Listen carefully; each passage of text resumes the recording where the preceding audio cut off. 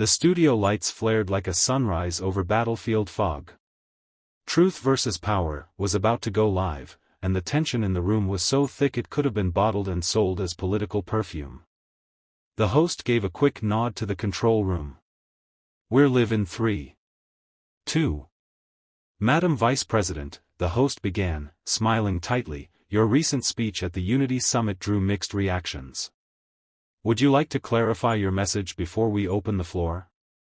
Kamala Harris, poised and rehearsed, turned slightly toward the camera. "My message was clear.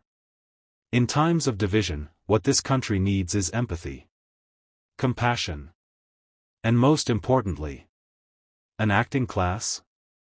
Denzel interrupted, leaning forward in his chair with eyes locked on her. The silence was deafening. The host blinked. Kamala turned, the smile faltering. "I'm sorry," she said. Denzel's voice was calm, but his words came sharp. "We're not here for a performance, Madam Vice President. We're here for truth. And if I wanted theater, I'd go back to Broadway." The audience gasped. A camera quickly cut to a woman in the crowd with her hand over her mouth. Kamala stiffened. "With all due respect, Mr. Washington." "No," Denzel cut in, voice louder now. "With all due respect, don't dress up broken policies in poetic language and call it compassion. People are hurting. And your speech sounded like it was written by a PR intern with a dream of becoming a Hallmark writer." Laughter rippled from one side of the audience. The host leaned forward, nervously shuffling cue cards. Kamala's tone sharpened. "I've served this nation with integrity. Your accusations are beneath the dignity of this platform." Denzel smirked. "Then rise to meet the dignity, ma'am." The studio had become a courtroom, and every viewer at home had just become the jury. The host cleared his throat. "We'll be right back after this break." "No," Denzel said again, this time looking directly into the camera. "America's tired of breaks. It's time for answers." Fade to black. When the broadcast resumed, the temperature hadn't dropped, it had risen. The set felt like a pressure cooker with no release valve. Kamala sat with her shoulders squared, her eyes sharp as glass. Denzel, unflinching, looked like he could slice through granite with his stare alone. The host attempted to soften the tone. "Let's pivot to policy." "No," Kamala said suddenly, turning to face Denzel directly. "Let's talk about what you just said.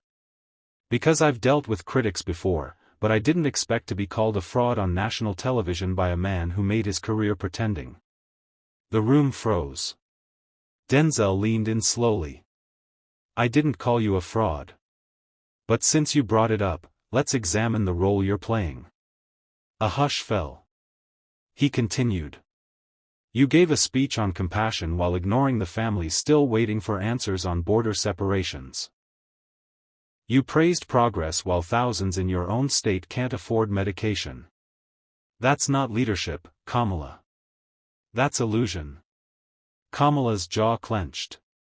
"You're not in office. You don't carry the weight of these decisions." "No," Denzel replied, "but I carry their consequences. I see them in the shelters I fund. The schools I visit. The mothers who can't sleep because their kids are sick and there's no coverage." The audience sat in stunned silence. Even the control room hesitated to cut away. Kamala blinked, visibly shaken for the first time. "So now you're a politician too?" "I'm a citizen who's not afraid to speak truth to power. And right now," he paused, voice lowering but somehow growing louder in presence, "power's hiding behind a teleprompter." The audience erupted. Some clapped. Others booed. The host raised his hands. "Let's bring it down." But it was too late. The gloves were off. And this wasn't just a debate, it was a reckoning. And every second of it was going viral. The camera zoomed in on Kamala's face, and for the first time, the vice president looked unprepared.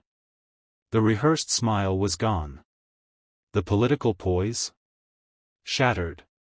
She reached for her note cards, then stopped herself. The audience noticed. Denzel didn't move.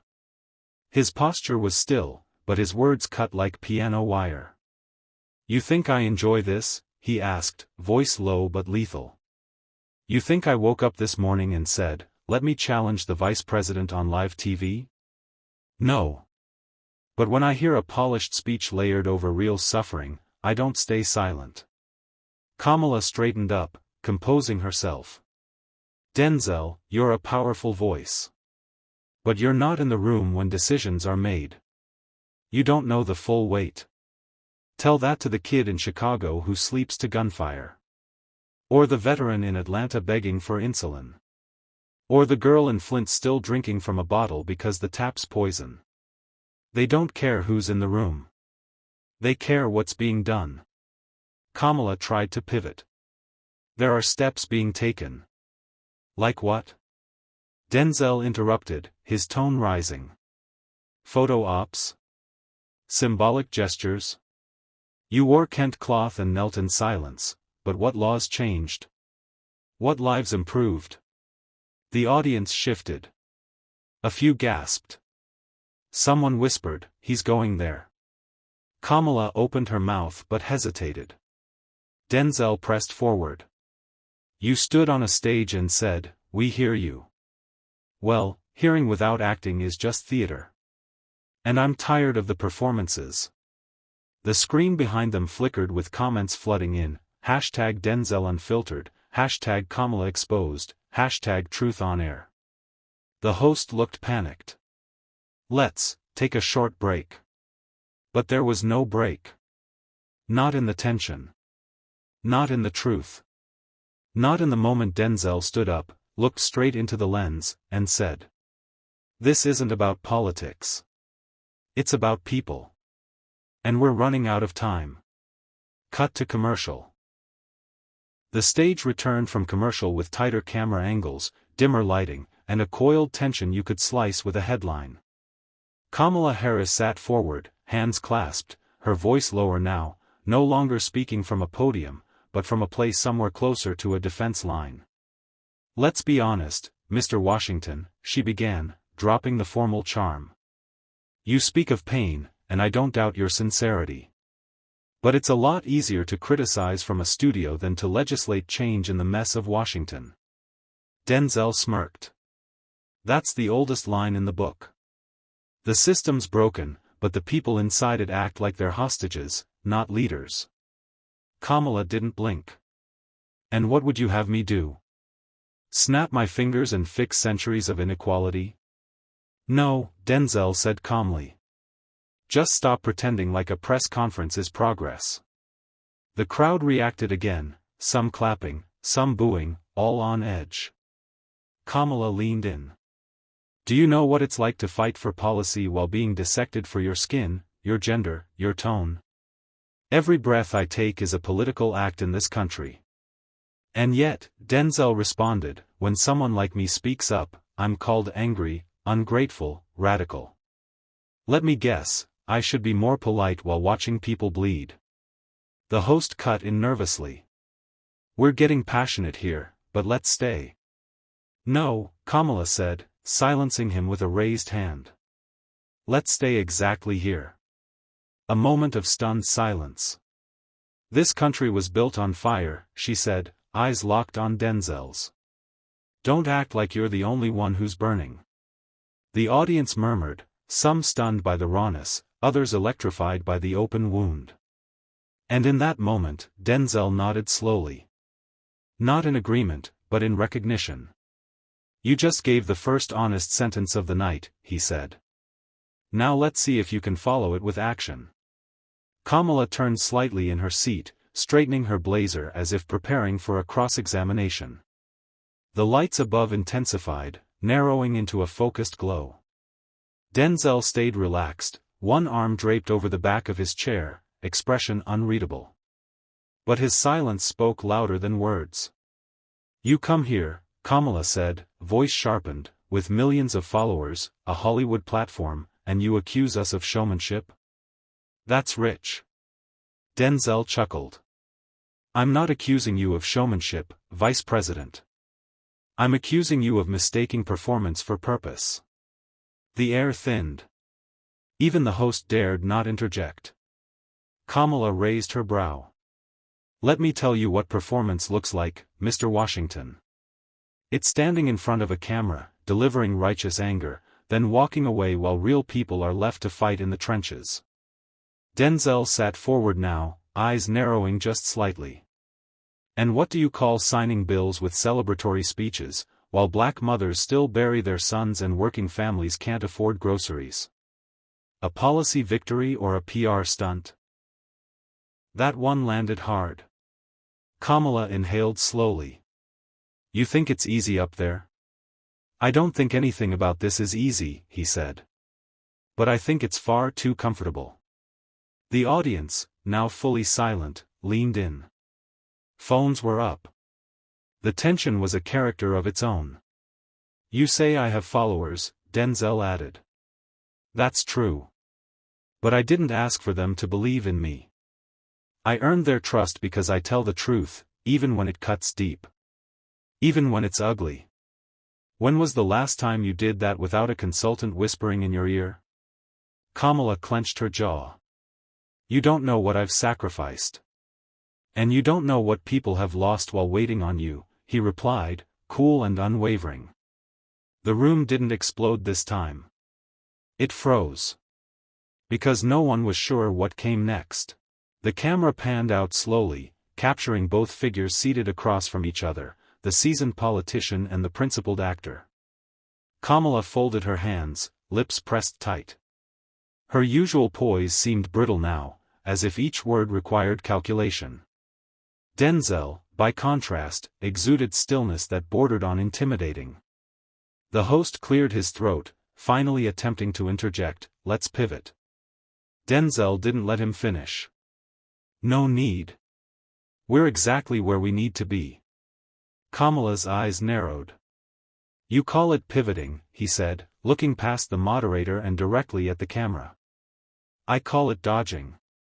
We're on national television, and you still can't look America in the eye and say what needs to be said. I've said plenty.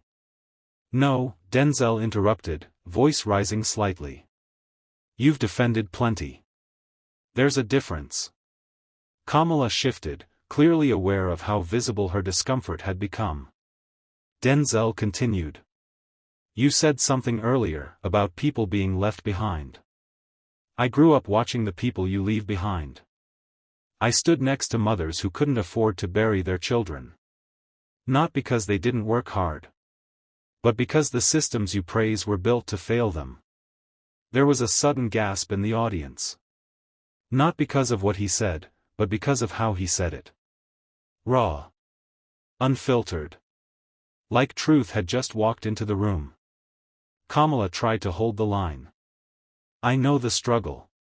You read about the struggle, Denzel said, leaning forward now. I lived it. And I didn't need a script. The host froze, hands motionless over his cards. I'm not here to win a debate, Denzel added. I'm here because someone has to say what everyone else is too scared to admit on this stage: you lost the trust.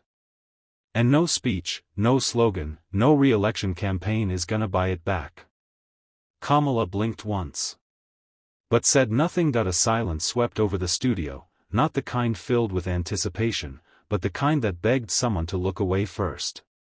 And yet, the cameras kept rolling, drinking in every unblinking second. Kamala adjusted her posture, a flash of something, anger, maybe even fear, flickering in her eyes. Then she smiled. A politician's smile. Too perfect. Too practiced. If you think I'm here to be lectured by a man who memorizes lines for a living, then maybe you're not as in touch with reality as you pretend to be, Kamala said, voice sharp as glass. The crowd murmured, shifting in their seats. Denzel chuckled, slow and guttural. Oh, I don't memorize lines anymore. I write them now. And I live every one. She looked stunned, but he wasn't finished. You think this is about Hollywood? About some actor trying to play hero, he said, voice steady but rising. No, this is about watching elected leaders turn compassion into performance, pain into polls, and justice into branding. You sell empathy. I carry it. Kamala's mask slipped, just for a second. Enough for the crowd to catch it. The host finally tried to regain control. Let's cool things down. No, Denzel said flatly, not even looking at him. We've cooled it for decades. That's how you get rot. There was now a tension in the room so thick it hummed beneath the lights. Kamala leaned forward and said, if you think grandstanding makes you noble, think again. You're not helping. I'm not here to help you, Denzel snapped.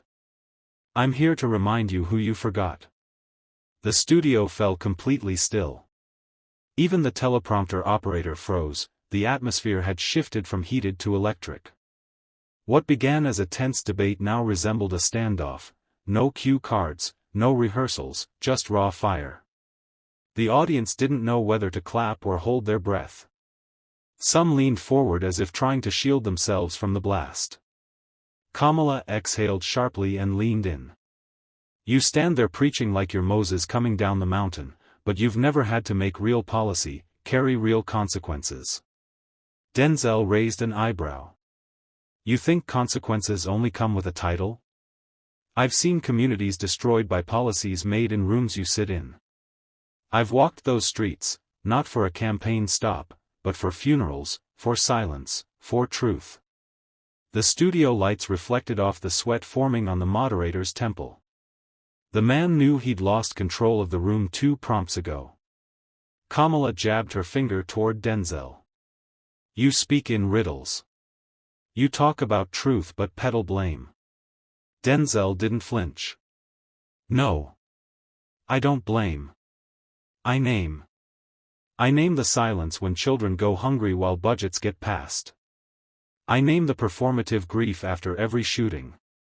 I name every time you chose optics over outcomes. A collective gasp rippled through the crowd. Then came something unexpected. A single clap. Then 2. Then a wave of uncertain applause building like a slow storm. Half the audience rose in support of Denzel. The other half remained frozen, stunned by the audacity. Kamala blinked. It was the first time she looked genuinely thrown. You don't scare me, she said coldly. Denzel replied without hesitation, good. Maybe now you'll finally listen. And just like that, the divide in the room became a mirror of the country watching at home. Silence hung in the studio for a full beat, longer than any producer would have allowed if they still had control. It wasn't the kind of silence that begged for a commercial break. It was the kind that marked the moment history snapped. Kamala straightened her posture. Her jaw tensed, eyes sharp. Let me be clear, Mr. Washington. I've sat at tables you've only criticized from the outside. I've negotiated treaties, battled Senate gridlocks, defended democracy from those who would rather see it burn. Denzel stepped forward, his voice low but piercing. And yet, with all that power, what have you defended lately? Real democracy? Or the illusion of one? Because to the kid in East Baltimore with no breakfast, no school funding, and no future, your defense looks like betrayal. The moderator raised his hand, hoping to insert some semblance of order. All right, we're going to bring it. No, Kamala cut in, her voice rising. Let him finish. Denzel's eyes didn't move from hers. You talk like power is a burden. But it's not. It's a choice. And you've made yours, again and again.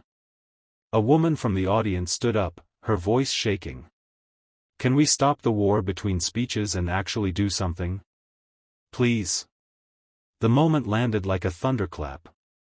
Kamala looked at her, then back at Denzel. So, what would you do, Denzel? Make another movie? The audience hissed. Denzel's reply came like steel through velvet. No. I'd write a story where the heroes actually show up. where they don't wait for polls to grow a conscience. Camera operators were scrambling now, trying to follow the eruption online. The clip was already trending. Hashtag Denzel vs. Kamala was exploding across social media. Viewers were split, outraged, inspired, electrified. What was meant to be a simple panel had become something else, a political earthquake shaking both Hollywood and Washington. By the time the credits were supposed to roll, no one had moved. Not the moderator, not the audience, not the crew. And certainly not Denzel or Kamala.